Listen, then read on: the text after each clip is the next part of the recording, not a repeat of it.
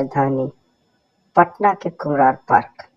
यहाँ पे प्राचीन पाटलिपुत्र में उत्खनित अवशेषों को रखा गया है। और क्या है खास, इसके लिए हम अंदर चलते हैं और जानने की कोशिश करते हैं कि क्या क्या है। पता है कि यह समय समय पर इसका नाम बदलता गया। पाटलीग्राम, पाटलिपुत्र और पुण्यपुर जैसे कई नाम से यह क्षेत्र प्रचलित था। यह क्षेत्र भारतीय पुरातत्व सर्वेक्षण विभाग के द्वारा यह संरक्षित क्षेत्र है। क्षेत्र को बढ़ावा देने के लिए कई तरह के लगातार यहाँ पे कार्यक्रम किए जाते हैं। टिकट है, यहाँ टिकट कटा करके आप अंदर जा सकते हैं। माना जाता है कि सामरिक व भौगोलिक दृष्टिकोण से प्रभावित होकर के अजातशत्रु के पुत्र उदयन ने 5वीं शताब्दी ईसा पूर्व मध्य मगध की राजधानी राजगीर से पाटलिपुत्र स्थानांतरित कर दिया।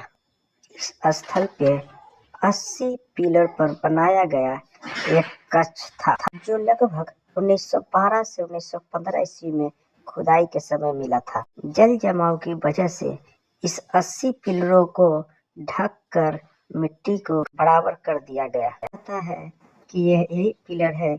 इसी तरह का पिलर 80 पिलर पर इनका सम्राट अशोक का एक कक्ष था। यहाँ बैठ कर के वो एक फैसले लेते थे। उत्खनित इस पत्थरों को देखा जा सकता है, जो यहाँ विभिन्न जगहों से खुदाइयों के दौरान मिला था। यह लोगों को देखने और अध्ययन करने के ख्याल से रखा गया है।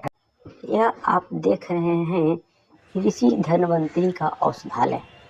कहा जाता है कि ऋषि धन्वंतरी इसी औषधालय में अपने शिष्यों के साथ आदमी के साथ साथ जानवर का भी इलाज किया करते थे। यह 4वीं शताब्दी में बनाया गया था।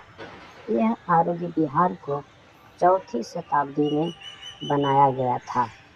कहा जाता है कि इसके लगभग अधिकांशतः इतिहास मिट चुके हैं, परंतु यहाँ पे से संबंधित एक मॉडल को बनाया गया है ताकि देख करके लोग जानकारी प्राप्त कर सकें। यहाँ एक पाटलिपुत्र दीर्घा है, दर्शक दीर्घा।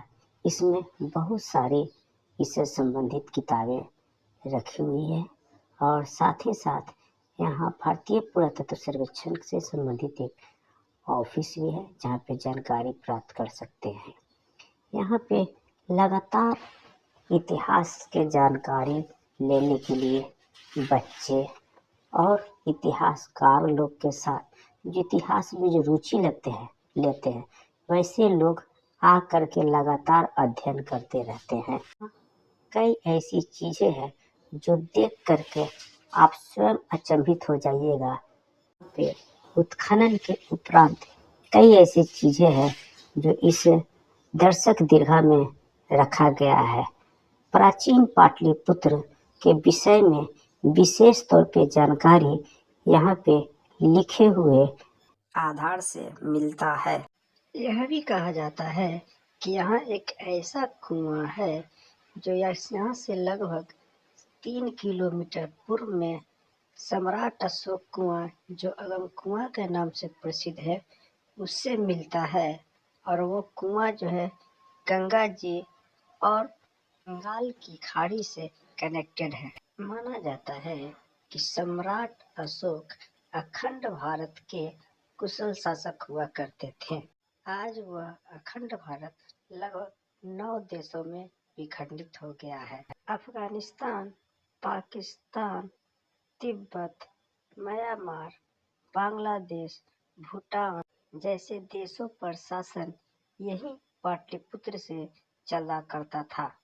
इनके यश, कीर्ति और बुद्धिमत्ता के लोग कायल थे, तभी तो आज भारत देश इनके निशान को राष्ट्रीय चिन्ह के रूप में अशोक चक्र और सत्यमेव जयते अशोक स्तंभ के रूप में इस्तेमाल करता है।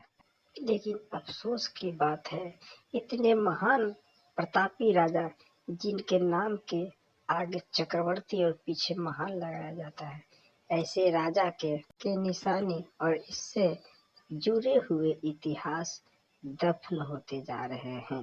इस क्षेत्र को और भी सौंदर्यीकरण कर इसे इतिहास के तौर पे और बढ़ावा देने की जरूरत है। सभा स्थल के ऊपर मिट्टी भर करके और उस सभा स्थल को विलीन कर देना, यह काफी ही सोचनीय विषय है। अगर चैनल पसंद आया तो सब्सक्राइब करना ना भूलें। धन्यवाद।